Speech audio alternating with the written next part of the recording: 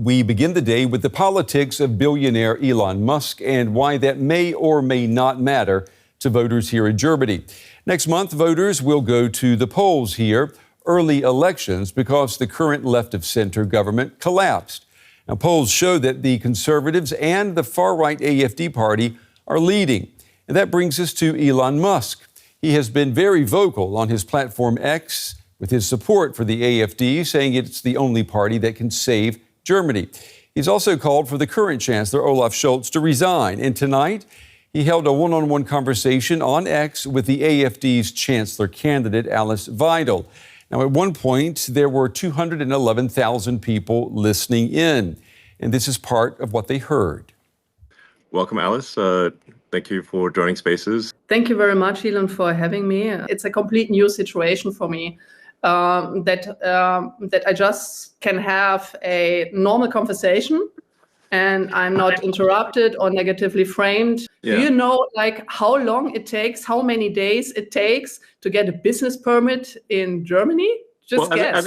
As it turns out, I do, because we built... the big plan.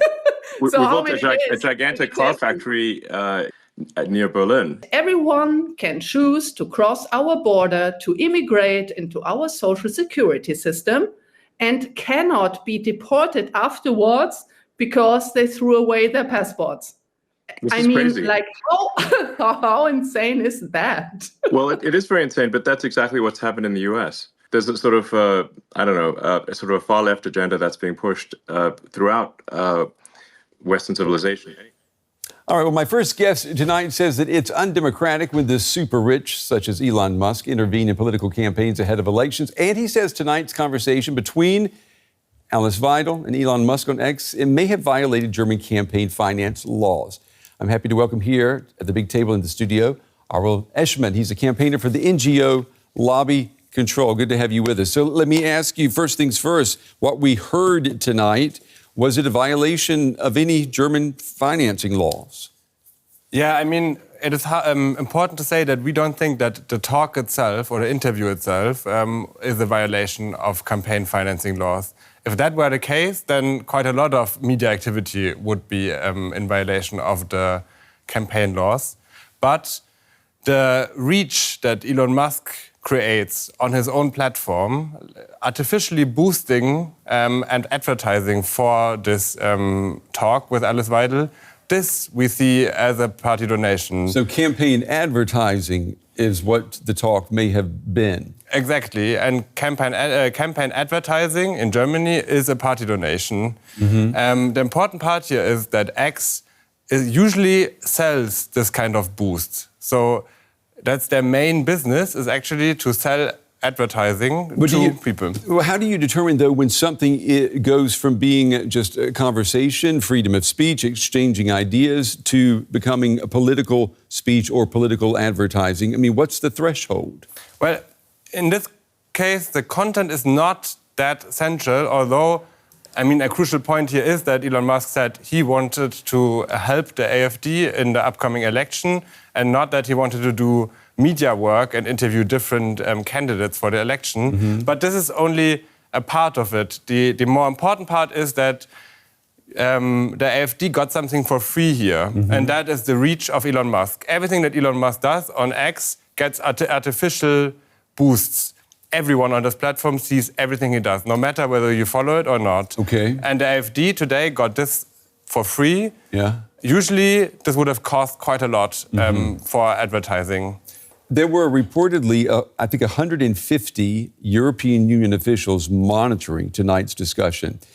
Do you know, what were they listening for? They were not listening to check for the accordance with German party financing laws, but with the Digital Services Act of the EU.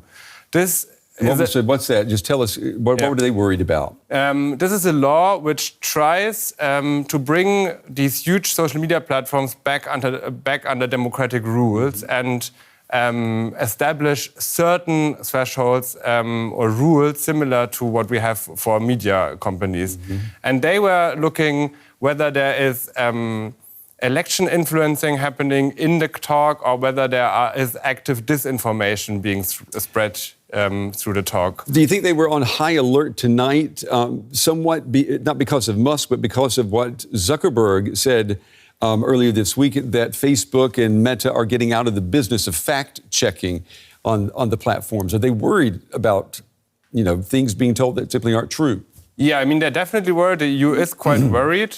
Although one has to say that Meta said that they are getting out of the fact-checking business in the US. In Europe, they're not getting out of it exactly because of the DSA. Right. And this shows how important these kind of laws are. And the DSA definitely has its weaknesses, but it is a beginning of trying to bring back democratic control of these social media platforms.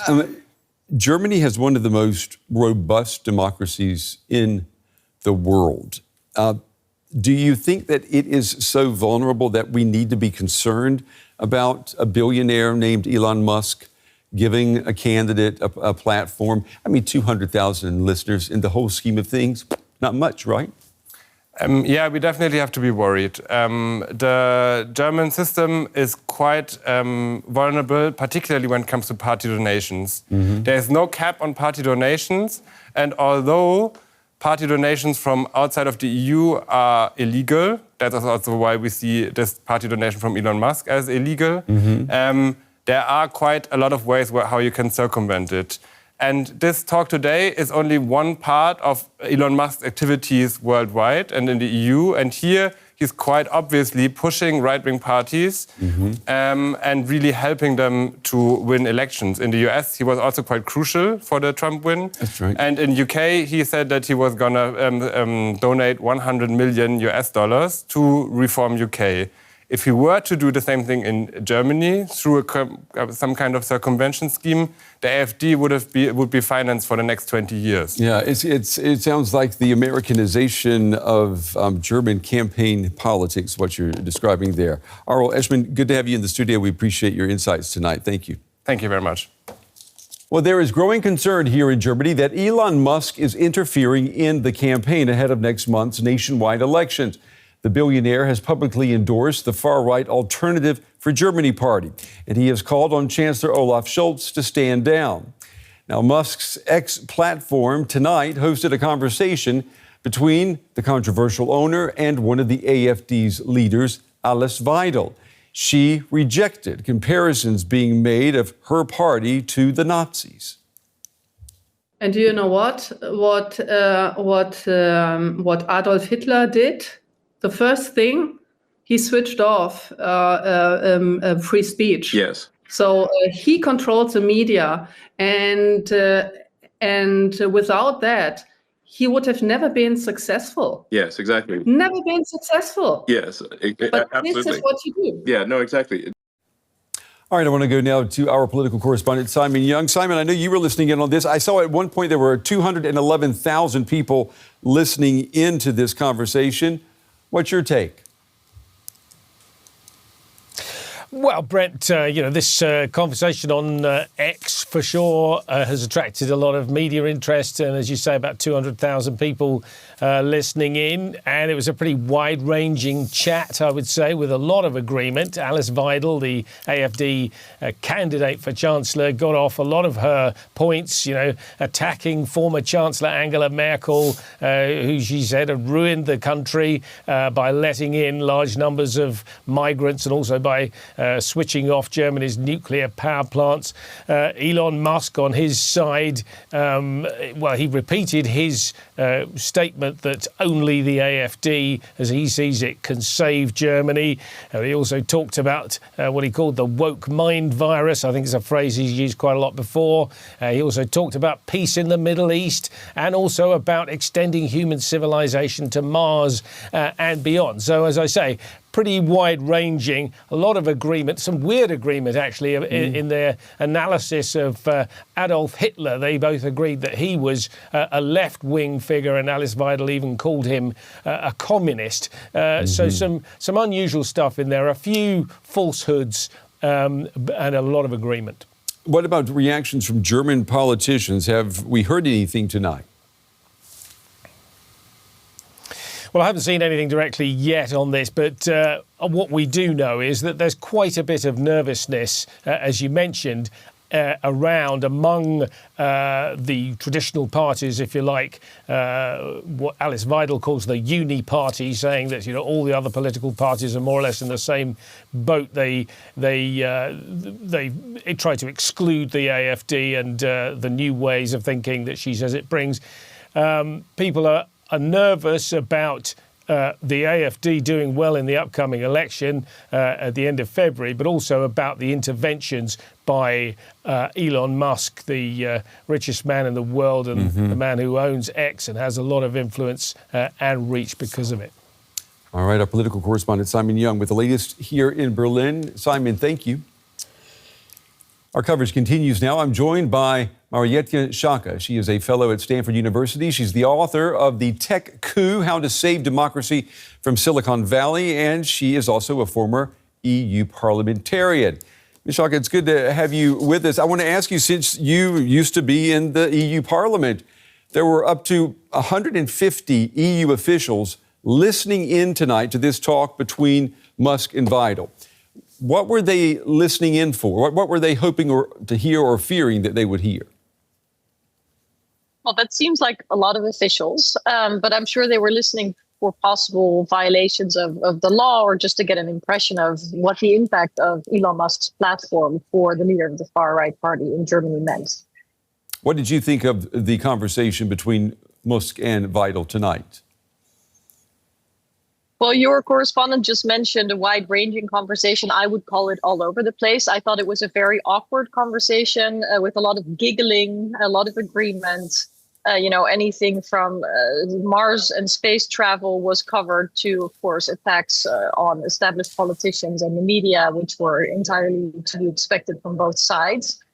I thought there were not so many people joining. I would have expected a larger audience. When I joined, there were 160,000. You mentioned 200,000. But if you consider the platform that Elon Musk has, 210 million followers, that is a fraction, even with those alleged EU officials that have listened in. So I frankly thought it was very awkward, uncomfortable, and I think underwhelming. I think all the fears about this having a major impact are probably not going to be substantiated. So do you think then that what Elon Musk has been doing with his posts about German politics, do you consider all of this a threat to democracy, or would you say it's much ado about nothing? Well, what he is doing is platforming far-right politicians and parties, and it's not just through a stream or conversation on X as tonight. It's also through the algorithm, through the ranking and the curation of information on his platform, which is very influential. And so we'll have to see whether, that will play a role, whether clips will now resurface or other ways of supporting this political group or others across the EU will have an impact. It's not just one incident like the conversation we saw tonight that can determine whether or not it's had a big impact. But I think the fact that he, as a confidant of President Trump, is trying to support these fringe parties, these far-right, anti-establishment populist parties, says a lot. And we must see it as being condoned by Trump, endorsed by Trump, and really as a precursor for a dramatic change in the transatlantic relation, one that I am incredibly sad about and worried about. But that is how I interpret what has happened tonight. It shouldn't just be about, well, did Musk succeed? It's also about what he's trying to do as one of the closest confidants and advisors of the incoming U.S. president. So what do you see the European Union doing moving forward in terms of trying to prevent foreign interference in national elections in the EU, particularly if it's coming from the United States? Well, we've heard more political pushback, and I think that is important. Keir Starmer, President Macron, Olaf Scholz have all been saying, look, lies about what is happening in our societies are uncalled for, inappropriate, and unacceptable. So that is the political side. On the other hand, we have new laws in the EU that will now have to be proven themselves through enforcement.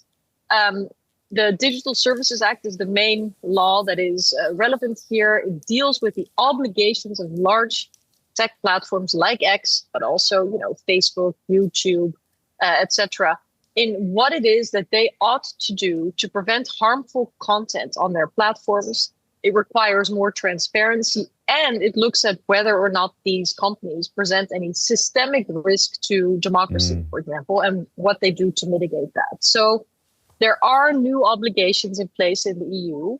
And for example, political ads should be labeled. Now, I think it's an interesting question. Will such free airtime for one political party or the other be considered as advertisement? And if so, has it been correctly labeled is a question that I would like to see answered. But I'm sure that the relevant officials that are responsible for enforcing the Digital Services Act are digging deep, making sure that they're not making mistakes, because, of course, the freedom of expression is critical in Europe, and companies and their CEOs have rights to defend themselves as well. So this is not going to be something that we'll hear about tomorrow, but I know the investigation is underway. Okay. Marietje Schaake, we appreciate you taking the time to talk with us, and we appreciate your insights tonight. Thank you.